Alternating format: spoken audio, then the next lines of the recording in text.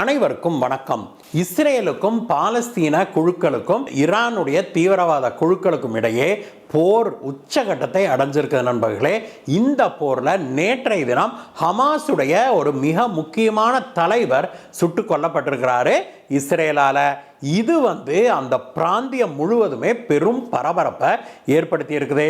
ஏற்கனவே ஹமாஸுடைய தலைவரான ஹனியை சுட்டுக் கொன்ன அந்த இரத்த கரைகள் கூட இன்னும் காய கூட இல்லை.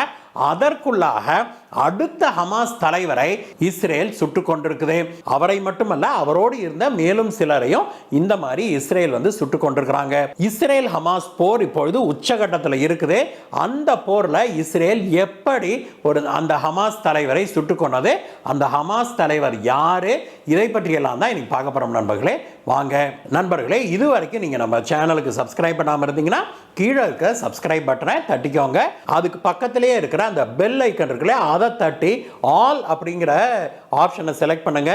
அப்பொழுதுதான் நாம போடுகிற வீடியோக்கள் உடனடியாக உங்களை சேரும். வாங்க நண்பர்களே, வீடியோவுக்கு போகலாம்.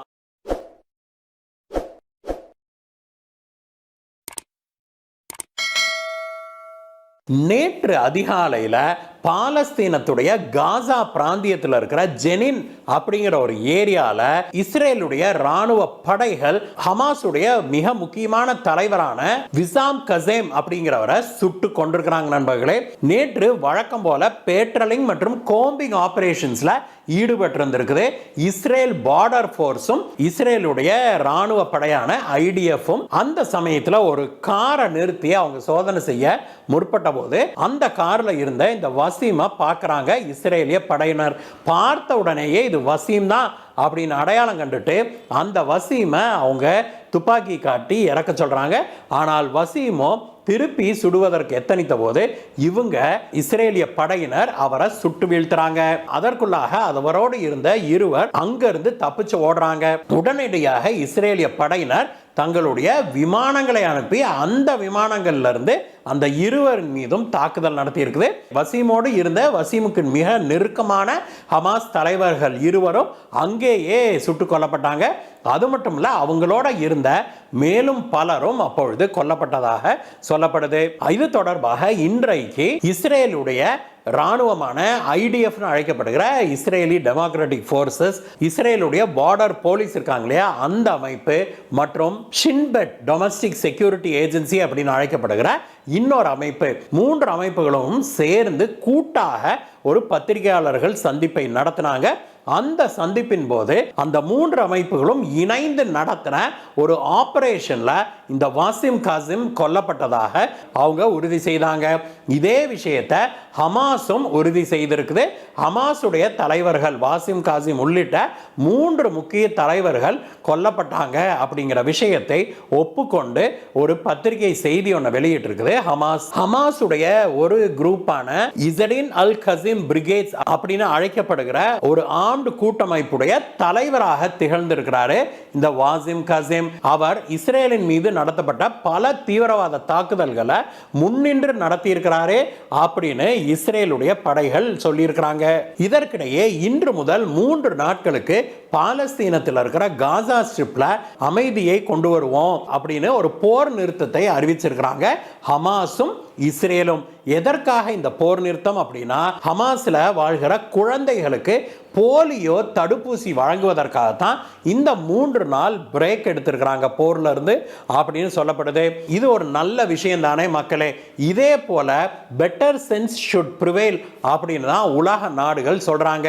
இஸ்ரேலை பொறுத்த வரைக்கும் தங்க நாட்டுக்குள்ள பூந்து தங்க நாட்டு பிரஜைகள் மற்றும் வெளிநாட்டு பிரஜைகளை பணைய கைதிகளாக இன்னும் பிடிச்சு வச்சிருக்காங்களே ஹமாஸ், அந்த கைதிகளை எல்லாம் விடுவிக்கிறது வரைக்கும் நாங்க போர் நிறுத்தத்துக்கு ஒப்புக்கொள்ள மாட்டோம் அப்படின்னு அவங்க கட் அண்ட் ரைட்டாக சொல்லிட்டாங்க. அதே சமயத்தில் ஹமாஸ் நீங்க என்னதான் பண்ணினாலும் நாங்க இந்த பணைய கைதிகளை விடுவிக்க மாட்டோம் அப்படின்னு பிடிவாதம் பிடிச்சிருக்குது. ஹமாஸுடைய இந்த அழிவு போக்காலையும் இந்த பிடிவாதத்தாலையும் தான் கிட்டத்தட்ட 30,000க்கும் மேற்பட்ட காசா ஸ்ட்ரிப்ல வாழ்ந்த பாலஸ்தீன அப்பாவி மக்கள் கொல்லப்பட்டிருக்கிறாங்க இந்த போர்ல அப்படிங்கிறது உண்மையிலேயே நமக்கு வருத்தம் அளிக்குது. இதற்கிடையே காசா ஸ்ட்ரிப்ல இருக்கிற டூபாஸ் பகுதியில் இருக்கிற அல் ஃபரா அப்படிங்கிற ஒரு ரெஃப்யூஜி கேம்பை இஸ்ரேலிய படைகள் தங்களுடைய கண்ட்ரோல்ல வச்சிருந்தாங்க. கடந்த சில நாட்களாக அந்த கேம்ப்ல இருந்து முழுமையாக இஸ்ரேல் தன்னுடைய படைகளை வாபஸ் வாங்கி இருக்குது. அதற்கு அவங்க கொடுத்த விளக்கம் என்னன்னா, அந்த ரெஃப்யூஜி கேம்புக்குள்ள நாங்கள் ஃபுல்லாக அங்கே இருந்த இராணுவத்தினரை ஃப்ளஷ் அவுட் பண்ணிட்டோம், அங்கே உள்ளுக்குள்ள ஹமாஸ் தீவிரவாதிகள் இப்பொழுது இல்லை அப்படிங்கிறத நாங்கள் உறுதி செய்த பிறகு நாங்கள் எங்கள் படைகளை அங்கேருந்து வாபஸ் வாங்கியிருக்கிறோம் அப்படின்னு சொல்லியிருக்கிறாங்க. எது எப்படி இருந்தாலும் நண்பர்களே, இஸ்ரேல் ஹமாஸ் போர் முடிந்து அங்கே அமைதி திரும்ப வேணும் அப்படிங்கிறதான் நம்முடைய அவாவாக இருக்குது. இந்த வீடியோவை பற்றிய உங்களுடைய கருத்துக்களை சொல்லுங்கள் நண்பர்களே. மீண்டும் உங்களை வேற வீடியோ சந்திக்கிறேன் கைஸ். பாய் பாய் நண்பர்களே. நாம் டாப் கிரைம் தமிழ் அப்படிங்கிற ஒரு புதிய சேனல் ஆரம்பிச்சிருக்கிறோம். நீங்கள் நம்முடைய நண்பர்கள் பலரும் இதை கேட்டுக்கொண்டதுக்காக தான் அந்த சேனலை தனியாக ஆரம்பிச்சிருக்கிறோம். அதில் கிரைம் இன்வெஸ்டிகேஷன் இந்தியாவில் மட்டும் இல்லாமல் உலகம் முழுவதும் நடந்திருக்கிற பயங்கரமான கிரிமினல் கொலைகள் அதை பற்றிய துப்பறியும் வீடியோ தான் அது. இந்த மாதிரியான கிரைம் இன்வெஸ்டிகேஷன் வீடியோஸ் பார்க்கறதுக்கு உங்களுக்கு இஷ்டம் இருந்தது, அப்படி இருந்தால் நீங்கள் உடனடியாக டாப் கிரைம் தமிழ் அப்படிங்கிற நம்முடைய சேனலுக்கு சப்ஸ்கிரைப் பண்ணுங்க. அங்கே போய் நம்ம வீடியோக்களை பாருங்க. இது வரைக்கும் நாம் அங்கே போட்டிருக்கிற வீடியோக்களுக்கு அமோகமான வரவேற்பு கிடைச்சிருக்குது. நிறைய பேர் சார் கண்டென்ட் ரொம்ப டிஃபரெண்டாக ரொம்ப நல்லா இருக்கு அப்படின்னு சொல்லியிருக்கிறீங்க. கண்டிப்பாக அதை பாருங்க நண்பர்களே. இப்போ வாங்க நம்ம வீடியோக்கு போகலாம்.